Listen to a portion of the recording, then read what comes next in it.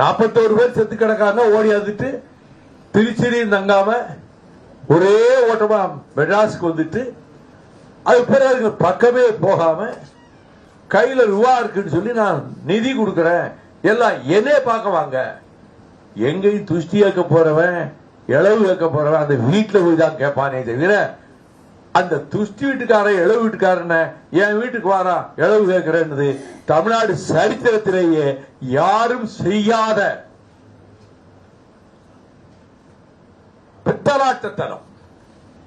அரசியலில் ஆத்திச்சூடி கூட தெரியாத இந்த மனிதர் நான் ஆட்சிக்கு வந்து இப்பொழுதே முதலமைச்சர் ஆகிவிட்ட மாதிரி கனவு உலகத்தில் மிதந்துகிட்டு அந்த உணர்வோடு அடுத்து நான் தான் சொல்றாரு.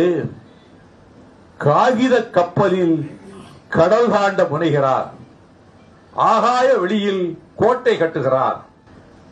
அவரது கனவுகள் அனைத்தும் காணல் நீராக போய்விடும்.